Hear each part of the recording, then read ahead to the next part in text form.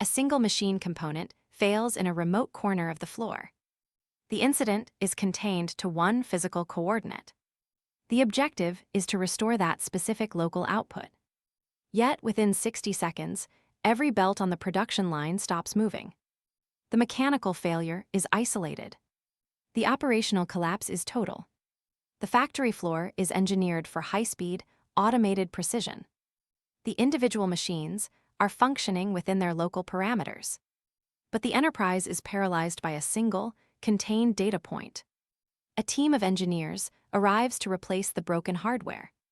The replacement is completed in record time. The machine is restored to full capacity. Still, the production line remains frozen. One small break at the edge of the system has deactivated the entire center. How can a localized event dictate the behavior of a massive, complex architecture? A high-performance vehicle hits a minor pothole at speed. The tire remains intact. The engine continues to run. But the onboard computer detects the vibration and shuts down the transmission. The mechanical system is fine, but the logic of the vehicle has mandated a halt. A founder scales their engineering team from 5 to 50 during a growth rush. The hiring targets are met with precision. The individual talent level has never been higher. Yet, the speed of shipping new features drops by 70%. The output of the group is lower than the output of the original 5. The more resources are added, the more the system resists movement. An automated workflow is designed to handle 10,000 requests per hour. The software is optimized for peak efficiency. A single sensor provides a noisy reading for 3 consecutive seconds. The entire cloud architecture triggers a safety reset and goes offline for 4 hours. The hardware did not break. The power did not fail. The system was simply exposed to a reality it was not built to survive. Why does the pursuit of total efficiency create the exact conditions for total collapse? This is where most people freeze. But at Solver's Studio, we go to our toolkit. The Solver's 6. The tool we're going to use for this scenario is systems thinking. Currently, the factory is evaluated by the mechanical uptime of individual machines. This measurement creates confusion because it ignores the structural dependencies that allow a single failure to paralyze the entire line. The tool shifts the evaluation from individual machine performance to the integrity of the system architecture. Step 1. Define the system boundary.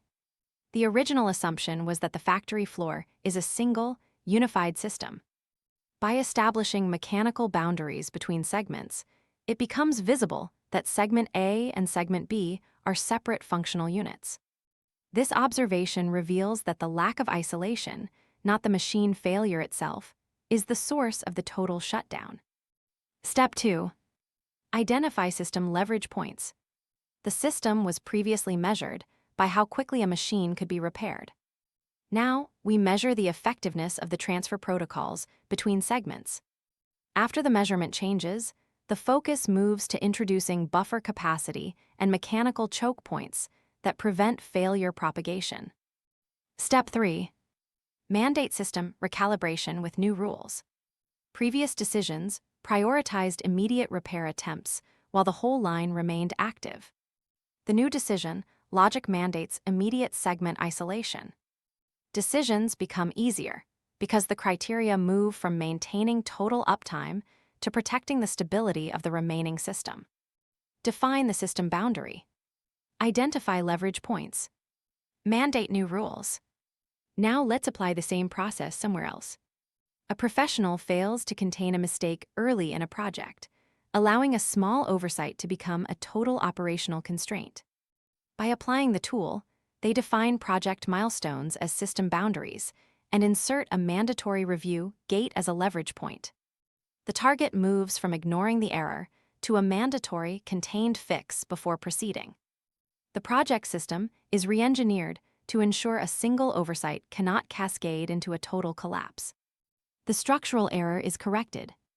The problem was misunderstood as a mechanical failure of a machine. It is now visible as a failure of system architecture and isolation. Going forward, The factory's stability is defined by the quality of its containment zones.